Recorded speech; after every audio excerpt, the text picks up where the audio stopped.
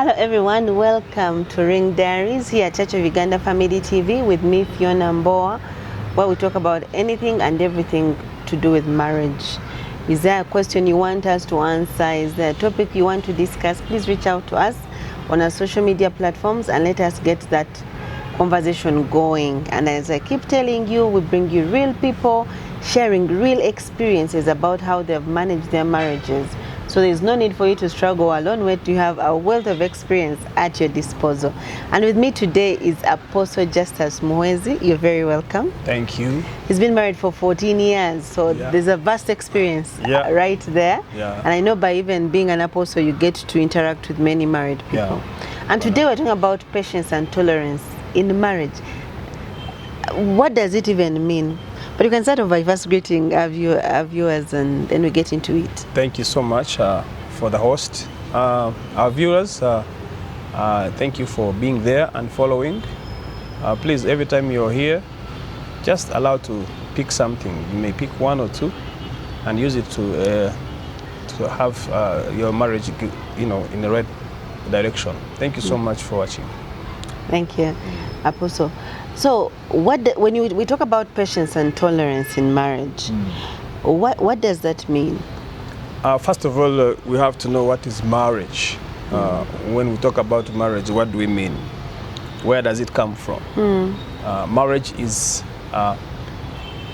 two people agreeing to become one. Yes. That is marriage. You agree to become one. It's an agreement.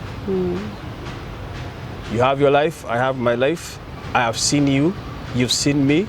We agree to become one. So, meaning that marriage is a process that one goes in after agreeing. So that means there is an agreement. So that's what I know as marriage. The two people agreed on something, they made it happen. That is marriage. The marriage has started. Has started. You have agreed now. You are one. So that's what we're going to look at. How do you tolerate this? How do you tolerate this oneness? Something you agreed on. Something you said, I am going to pick this one for this. Something he picked you for. How can you tolerate the shadows, the things you didn't know about this person you agreed with? But also, why do we agree before we know the people? Definitely, you merge with someone you have maybe liked. You may like something about someone. You may feel this person is good. So the inner you may like someone, and then there is hope maybe with that person. But again, there are obstacles. You have to fight and see that your hope is fulfilled. So sometimes you may enter something before you feel like it's the right thing, but again, there is work to do. That's why we are here, to elaborate all those things. So just as when someone can easily say, but I'm getting into marriage to tolerate and be patient. I thought I'm getting into marriage like it's exciting. You see someone say that we enter marriage as a celebration. There is a party, we have deco for 100 million, we get into this. I'm talking about patience and tolerating. Those two do not correlate properly. When we talk about marriage, we get married before we introduce ourselves to the public. You get elaborate. Yes, you get into this person, and before it's a wedding. It is not the wedding that joins us. It is not the deco. It is the self that says, I have seen this woman.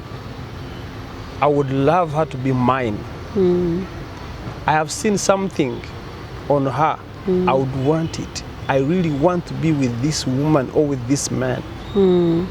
Then you pursue, you chase that thing that you've seen in this person. It can be physical, it can be a feeling.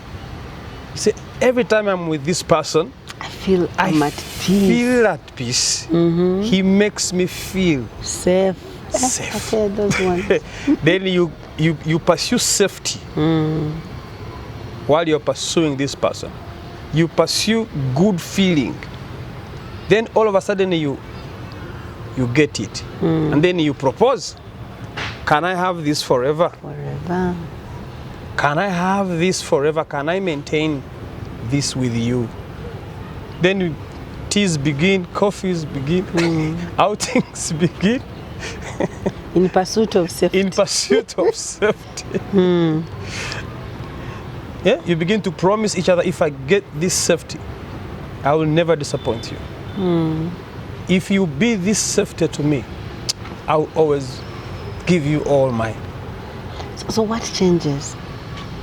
Because clearly if there is tolerance and patience, I'm not feeling safe anymore, most likely. Yes. What happens? What changes? What changes is just the price. Yeah, the price.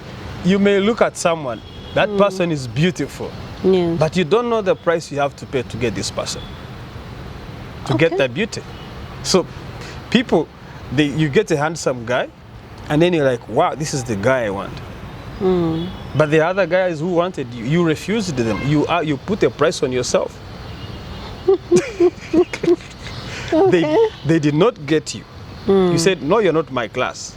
You're not my level. You're not my class. Now you two, you need someone. There's that person you like, this one, I will do anything To get to them. to get him. And then the heaven is like, okay. Anything. You said anything. You said anything. And then this guy is now your trap. I always tell married people that every relationship, every covenant, there is a hidden trap. That's true. Every agreement you sign in the open, there is a hidden trap. And usually it is the price you have to pay. For example, you can go and sign a loan. They show you the benefits, how they're going to treat you well. Then there are those tiny words that you those can't tiny read. words. And there are so many. And then there is their intention, why they are giving you a loan, they can't tell you. Then you're like, because you have a need. Yes. You're like, It's okay. wow, this visible and the zoomed word, they capture you. And We are you giving sign. you a loan, we are giving you 2 years of liberty, we won't come to your door. Just enjoy, start paying us after 3 years. You're like, wow. Their intention was to get you into their covenant. They want slaves. They want people to work for them from now up to 20 years. You understand? So most people would enter a relationship because they want this joy they have never had. They want this security they have never had from the past. Then you expect it in a handsome man or a beautiful Man. Now, the flesh has its own desires, and the spirit has its own desires, But are contrary. that are to contrary to marriage thing. So for us, we focus on the flesh. And then we forget there's a price in the spirit. So marriage fails when the spirit begins to demand. The flesh already has its Demand. pleasure. And we usually fulfill that one.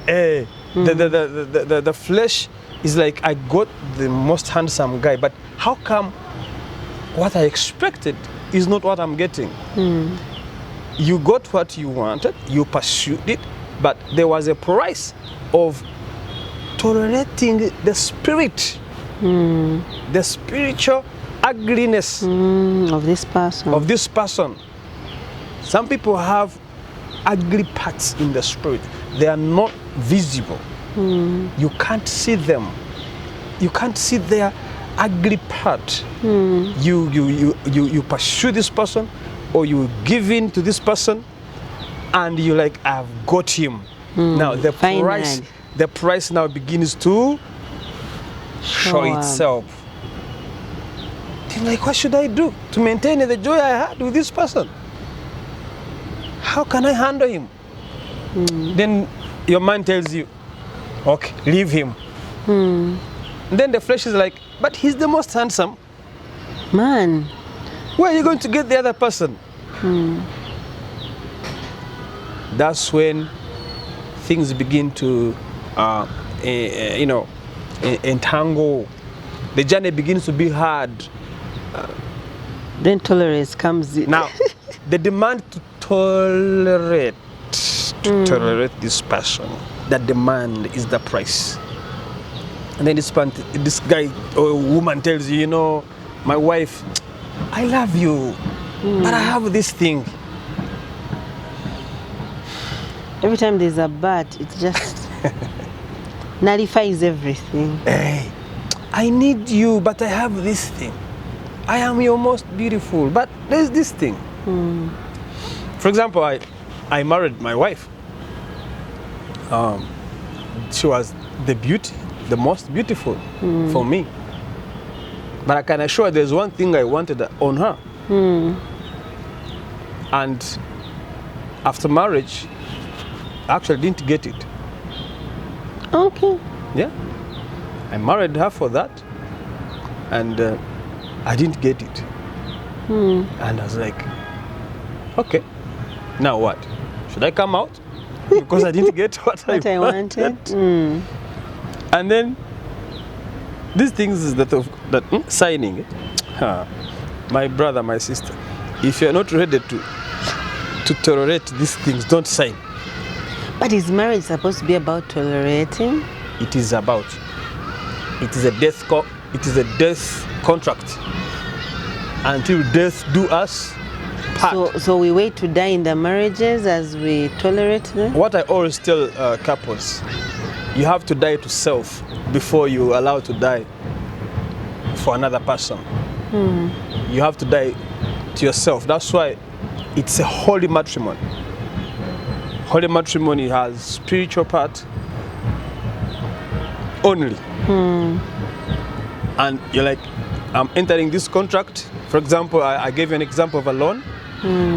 People take loans, they risk everything. Not because they want money, because they want to sort something. When I was marrying, I was dealing with something in my family. I was dealing with something with myself. I knew if I had entered a marriage that didn't have a contract, that didn't have a covering, a covenant, it was easy for me to come out. Definitely. And because I'm a Christian, and Christian has the rules of engagement, when you say I'm going to marry a holy matrimony, it has those laws and rules of engagement. They're in the Bible. Now, when I entered, I wanted to deal with something with myself. I know myself. I knew if I had gotten this woman, you know, like they say, if I had used that format, it was going to be easy for me to come out of that marriage. Because I've told you, I did not get what I wanted in my first 14 years. But I had to tolerate this woman. I had to ask God, was this your plan? All along? Did you use my desire to capture me? Did you trap me? So many people are trapped to fulfill God's plan. That's a bit that I think I need to understand. Because I know people who are in very bad marriages, but they feel because God has put me here for this, I should suffer through it until I die. And I honestly don't think it is God's plan for you to suffer till death. It is not, the death is not yours. Christ already died for the church. Yes. But marriage is God's institution. There's no company that has the rights on marriage. Even the government, after taking your money, you sign the certificate, you go. When things fail, you separate. Even if you don't go to court to separate, you can separate there and you physically are physically and everyone is in their own and go. business. But marriage is God's kingdom empowerment on earth. Its purpose is to empower God's kingdom on earth. So God will use your desire. Then you have to also fulfill His desire. If you come to me desiring my money, God may see, oh, you want some money from this man? Okay, I'll give you this man and his money. But in this man, there is something I want you to deal with. There's a catch. You'll get the money, but there's a catch. There's a catch. So that's the price. The catch is the price. I want you to be there for him. I want you to nurture him. I want you to sow a seed in him of what you are. If you need love, so love. If you need patience, so the patience. But also, most people these days don't want to get married. I don't know if you've realized that. Because they feel marriage is a prison. Actually, I think I hosted a boy who said marriage is prison. Yeah. So if we come here and we're telling people to tolerate and be patient in marriage, it's like we're actually stamping what people are believing. That what is in marriage is just for tolerating. Actually, that marriage is about tolerating, enduring, patience. And those of us want to just enjoy. We are not meant for marriage. So many people actually, I respect those who say, I am not getting married. I respect. After knowing this information, you say, wow, this is what it means. It's for suffering till I am not going to touch. Like we have people who say, I will never go to the bank to get a loan. I will suffer, but I will not with my small business, but I will never go to the bank to get a loan. But there are people who say, what come may. I'm getting it. I am getting it. So it should be actually, this decision has to be made before. Are you ready to tolerate or not? People should we should introduce marriage colleges. Not only church. We should have a relationship college.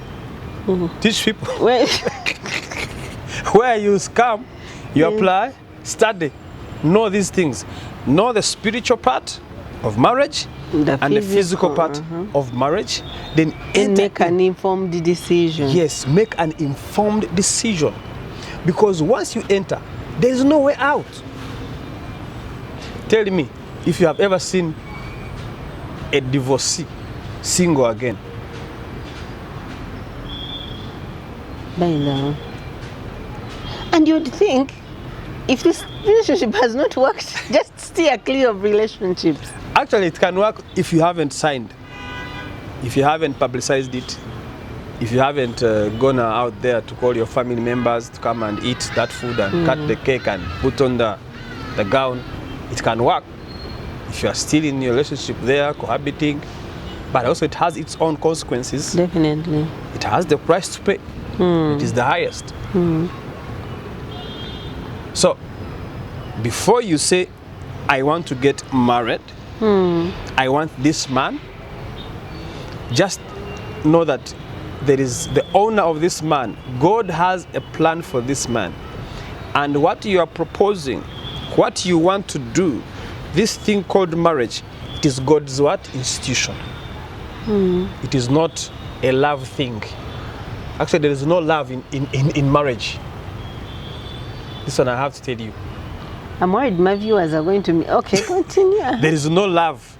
Love stops on the day you dance. Oh, it's a wedding day. Oh, it's a wedding day. Huh? I know that's when it's starting. I think it's ending. It ends there. Love ends there. You begin a journey. Now, your love for yourself now shifts. It's now about the owner of the institution. The institution. God. What does God want me to do? Yes. Your husband has to ask God, God, why did you bring me into this woman's life? And then the woman is like, God, what was the purpose of this chaotic man. Of this chaotic man. That's where tolerance comes in. Patience comes in. Endurance comes in. And then you look at Jesus, you see how he accepted to die for you. He said, Lord, these people, I love them. God's plan was to finish to end the human race. Jesus was like, no, I am going to go there. John 3:16, and die for these people. I love them. You hear that? I love them. They are like me.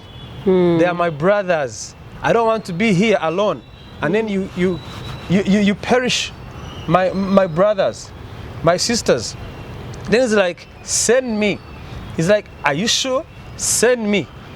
Are you going to sign this contract? I will sign. Yes. Send you know you're me. going to die? You know you're going to die? Yes. You know there is the devil. I sent the devil there. He's torturing them. I will fight him. You know these people are stubborn. They are going actually to kill you themselves. Yes. I want to die for them. But don't you think that the price is so high? Yes, because the benefits are greater. But do you think as marrieds we actually understand that is the price we have Some to pay? marriages do not understand that, but even if you don't understand it, it is what you signed for. And So we should be ready to die. you have to be ready to die for this thing. Not to die for this man, to die for what you believe. So the focus is even no longer on your spouse. No. The focus is on the owner of Is the on the institution. owner of the institution who demands you, okay, the man is not doing this. You know where to go. If you got this man from that place, Go to them, because that place, and you know. yes, for example, women who get relationships from the shrine, they give them some charm, love dose. Now, when this love dose stops working, what do? You go back and get another. No, you go and report. You tell him what you gave me, it is no longer working. I come back to the same person who gave me things that are not working. It worked at some point. Then you're like, old man, the charm you gave me, this time when I put it under his pillow, it didn't work. What should I do? Then he says, you know, you messed up. You did this. You disclosed it. Now we are going to go deep. Get something. There's a price to pay. If they took a chicken, this time they'll take a goat. They'll say there's a price to pay. But now, I don't know. Just Now God, if you ask God, I need a husband, I want to get married, I'm tired of being single, the coldness, the poverty, the word, I'm tired of being alone. He's hearing your prayers. Then he's like, okay, there's someone who is feeling the same, who likes you. Go for him. But now, if things go wrong, what do? You go back to the owner who started this journey. You report. Until this man you gave me. Yeah, I told you, after marrying my wife, I wanted children. I looked at her, she was very beautiful. I was like, this one can give me very beautiful You young even drew a girls. picture of yourself and... So I overlooked other things. I said, wow, the beauty is wow. She'll give me tall, beautiful, the Miss Ugandas will come out from this woman. And I pursued. And actually my life grew because of that. I married her, I proposed, I married her. But the first year, no child.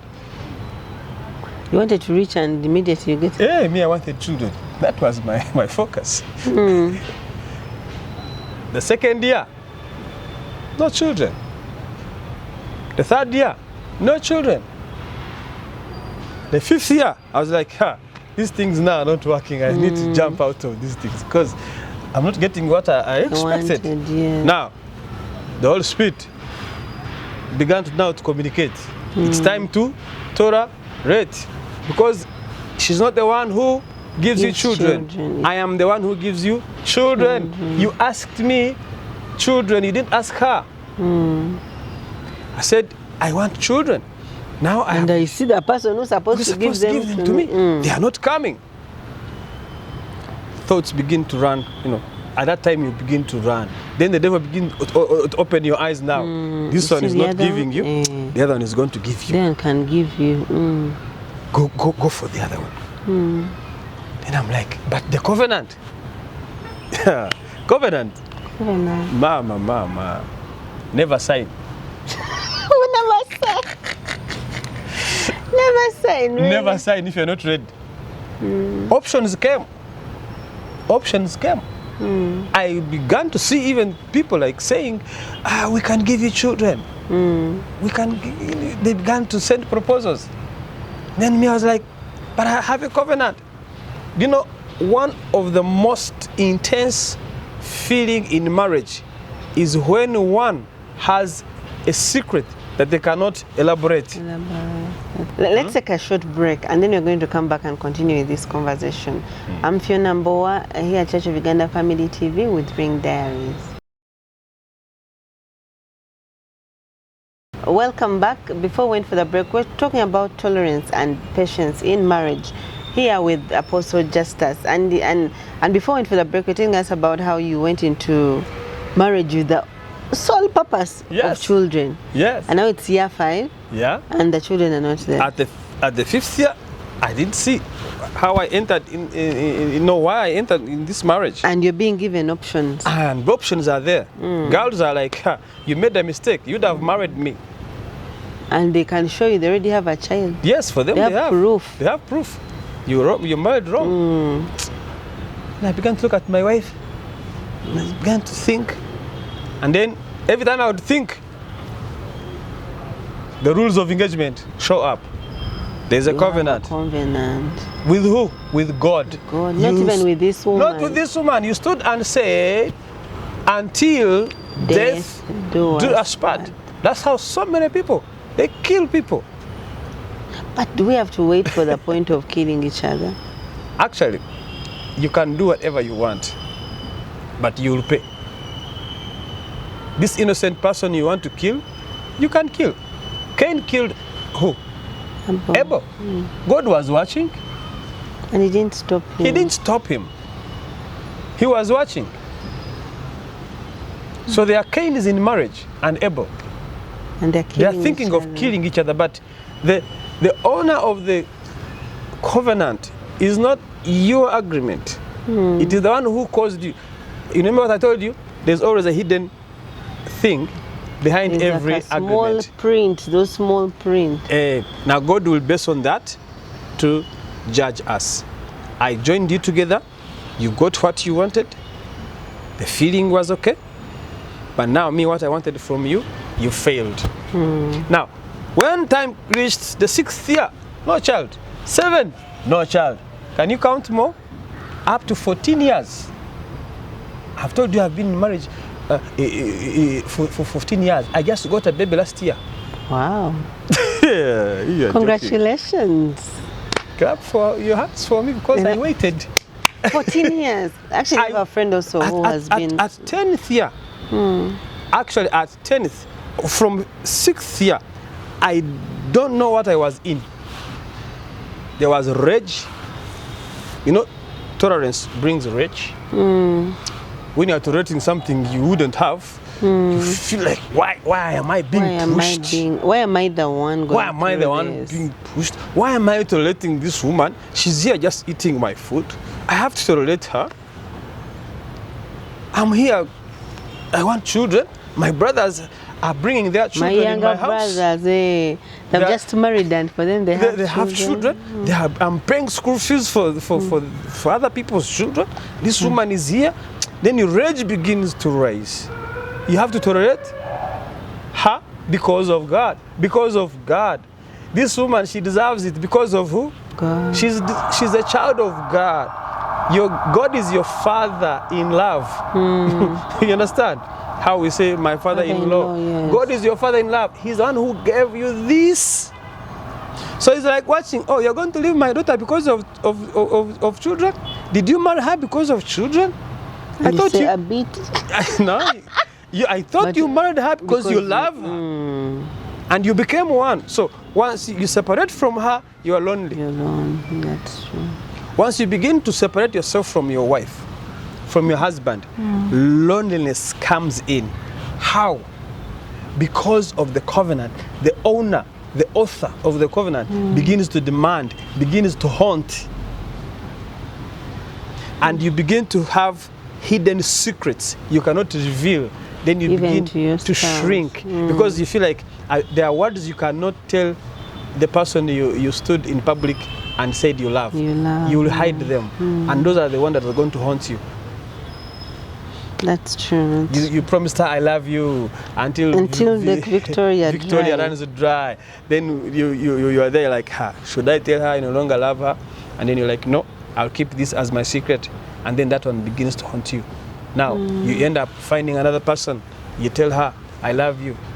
You make sure she does not know that there's another person you love. You understand? That's true. I'm telling you, for me to be able to get the children, I had to change my pursuit of having children. I had to first give up on the pursuit of getting children from her. That was lust. Some people are in marriage when they are lusting on their spouse instead of actually loving them. Instead of actually loving them. I was lusting on her when I am in marriage with her. I want children. I am sleeping with her because of children. God was like, I cannot give you children. When that has become your sole purpose. Sole purpose, because after getting children, my focus was going to move from her to now. My babies, my babies. Those are the parents you find, they adore babies, and then they leave the parents there because they wanted to use. Then when God sees that your sole purpose is not to fulfill His purpose, He delays to give you your desire until you focus on Him for Yes. Then I said, God, I've battled with this thing to agree it, but now finally I'm ready. I cannot come out of this marriage. I cannot get another woman. I'm a servant of God. I'm a pastor. I am done speaking sense to people. Now, okay, I accept. If it means to come to heaven without a child, I am ready. Okay. But please restore my love to my wife. And I began to call my wife my child. I saw her beauty. So I got her as my firstborn. I was like, God, this is my firstborn. This is my. Actually, people would ask me, how many children do you have? I'll be like, I have one child. And how old is she? She's like 26. But you're. I said, no, my wife is my first child. I began to take care of her. Treasure her as a child. I began to love her. Then I said, God, even if you don't give me children from my womb, I have this one. Surprisingly, God gave me a baby boy last year. Wow. Oh my God. That is the logic. That is. So we need to get our eyes off what we think is a problem. And focus on the owner of this. That day you said, I do. Until death do us part. God took over. Now He wants you to remove your eyes from money, from the beauty. Do you know these things perish? You can't have children and they die and you remain together. That's true. You can have money and it goes away. So you have to tolerate this person. Why? Because the journey you have begun is not yours. It's hard.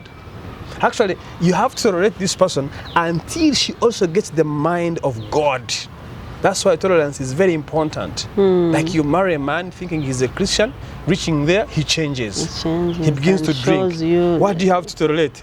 The drunkardness. Until your spirit transforms this person. Until he begins to see the fruits that are coming out of you because you're not like him.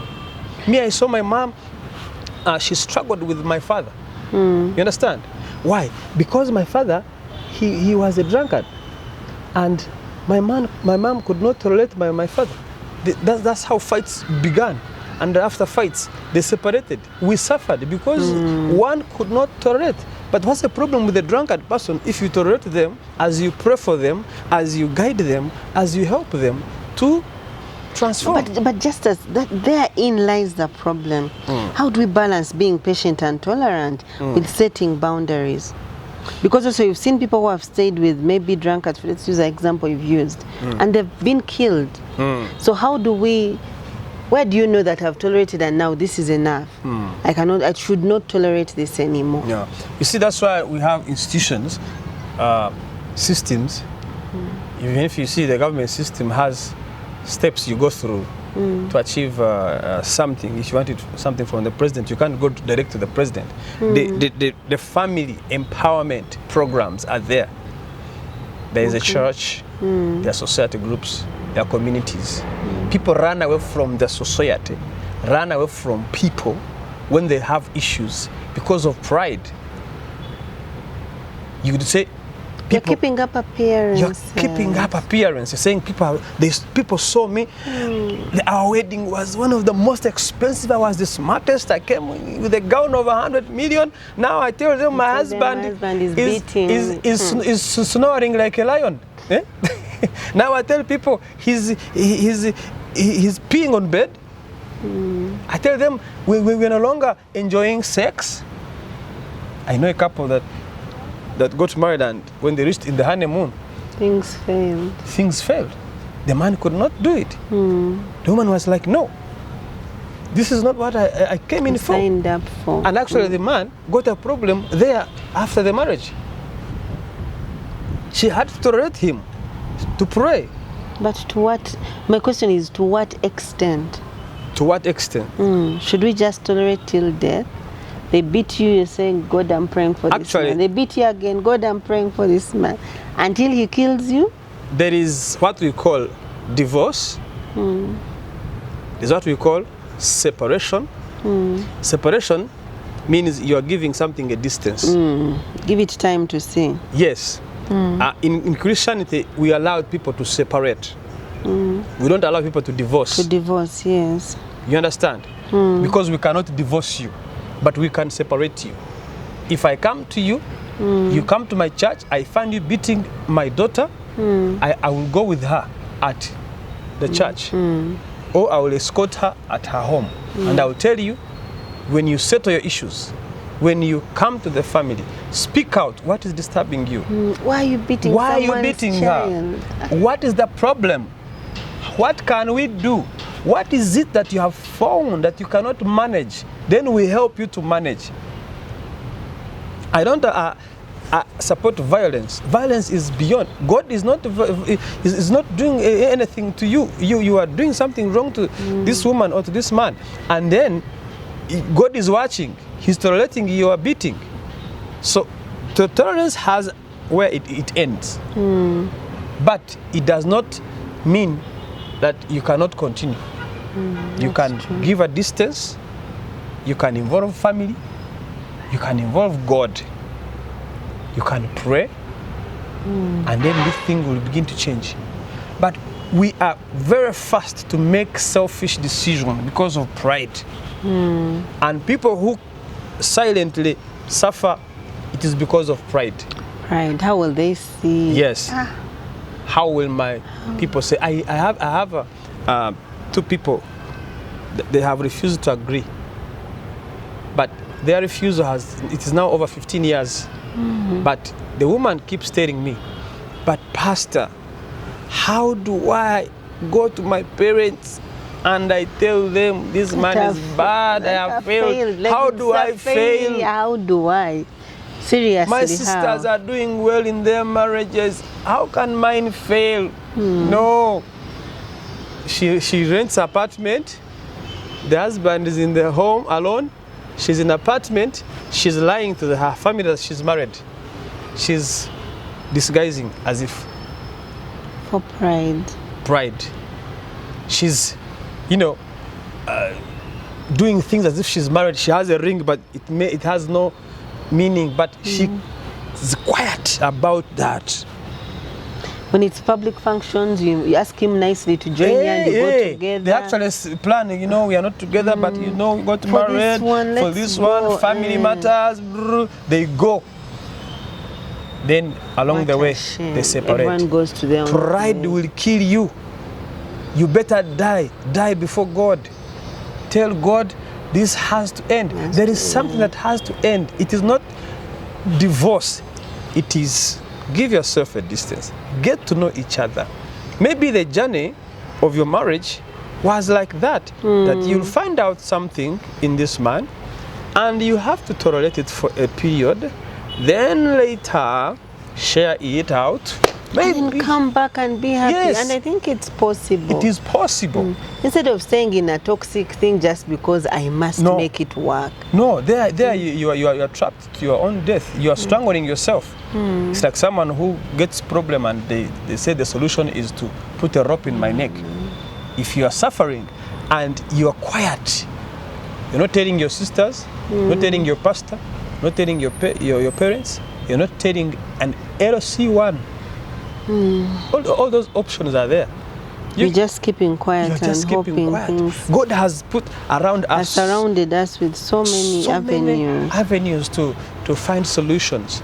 But again, also remember to pray. He's there waiting for you in prayer. But you cannot tolerate a monster. That's the thing. Uh-uh. There's where it is beyond No. limit. Vanange. I know tolerance is good It and is we good. should. But it's when you're tolerating a lion. It's like that's why Christ ended up saying that when it reaches the point of adultery,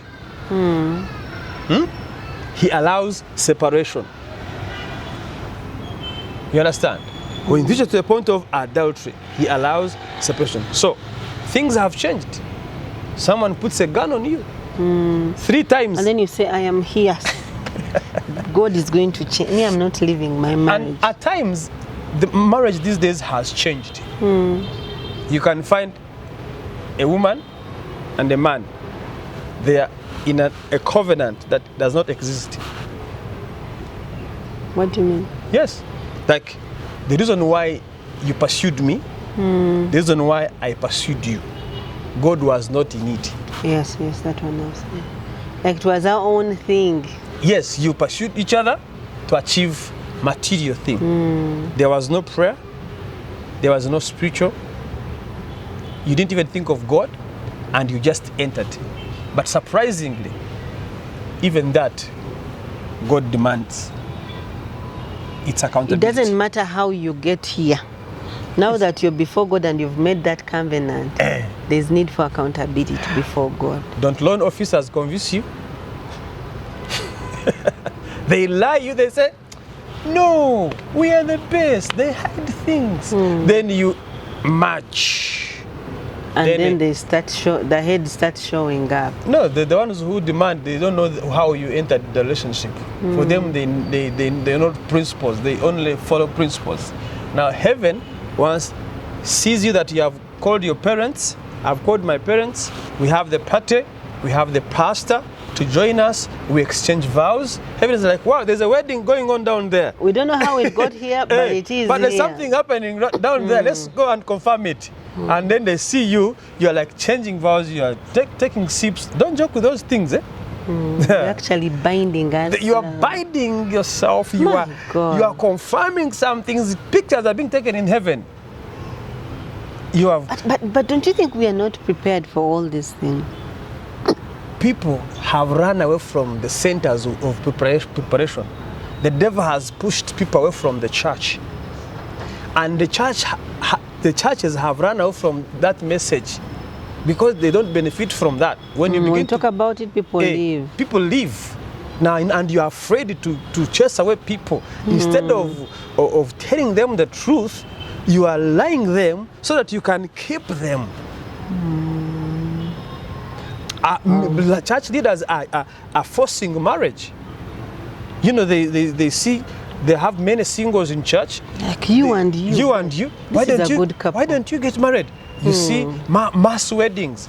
They do the mass weddings. Hey, we have wedded 30 people. 30 couples here. 100, 300. But it was just an exchange of convincing. You convince people to get married so that the church can have a status of married people. But you have loaded them with a lifetime. A covenant that they may not even know what it means.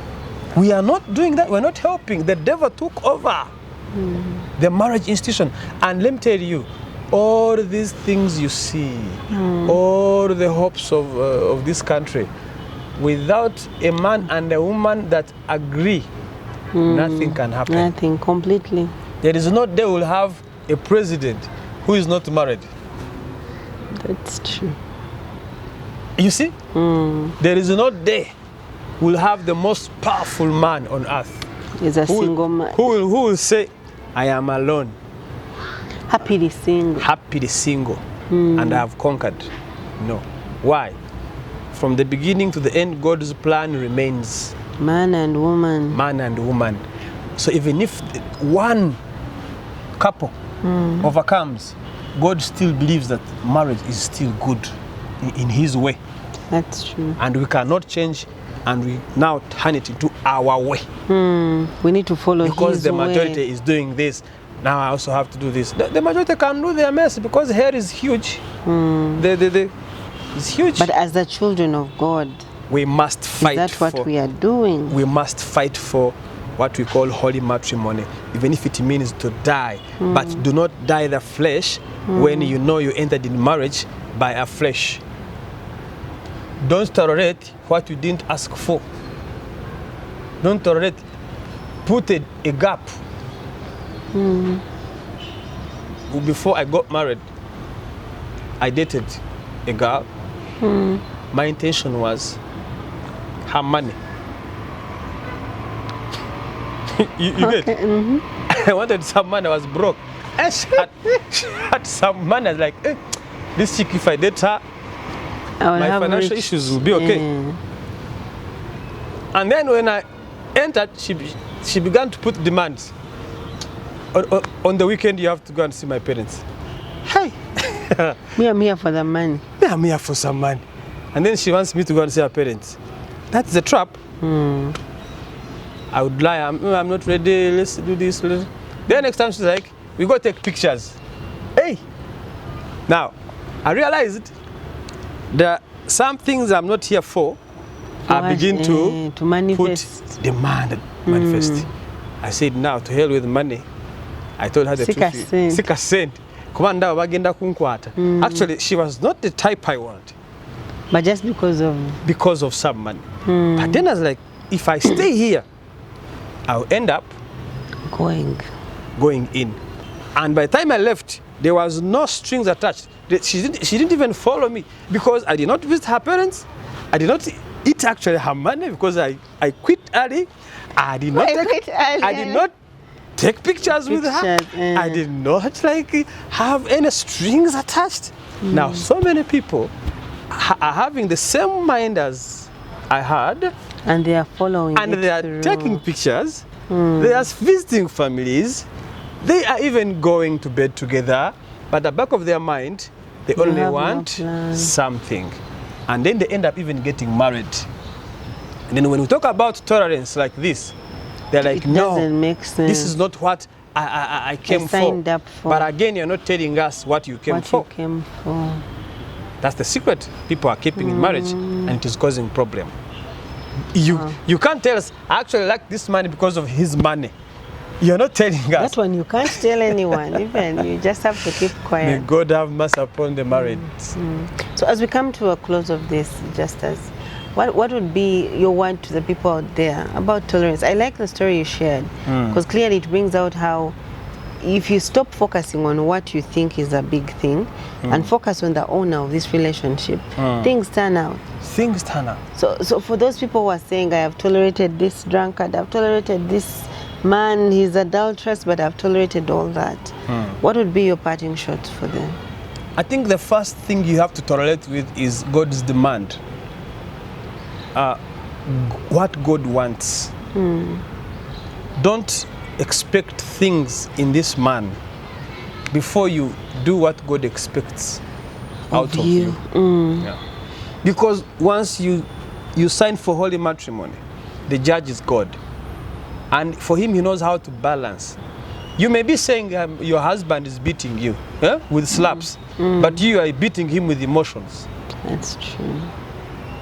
And the cause of the slaps is the emotional beating, which is worse than the slaps. You may be saying my husband is cheating. Kumbe you are cheating on him emotionally. Finances. You're not exposing finances. Begin to be good to yourself by being good to God, then God will elaborate things between your spouse. When you are good to God, God will make everything good around you. Once you focus on making things good within yourself, God will make sure that things will not work out for you, because the glory goes back to God. Wow. Thank you very much, Justus, and thank you very much, viewers, for staying with us to the end. As Justus has clearly elaborated, people, tolerance, we are not even doing it for our spouses. No. We're doing it for God. When we come into this covenant of marriage, it is not about you, it's not about your spouse, it's about God. So let us honor the man that is behind the institution of marriage. Yes. Let's be more patient, let's be tolerate a little more. But also, as he said, not to the point of death. If things are too much, separate, don't divorce, get some time away. Sometimes all we need is just time away to rethink things and then come back strong. So as we do our marriages out there, please let us be patient, let us be tolerant. And for the people who are not married, die before you get into the marriage. I think that is my takeaway from today. Die before you get into the marriage. It is easier then. It will be not about you, not about your spouse, but about the God and the owner of this institution. Thank you very much for watching. I'm Phiona Mbowa, here at Church of Uganda Family TV with Ring Diaries.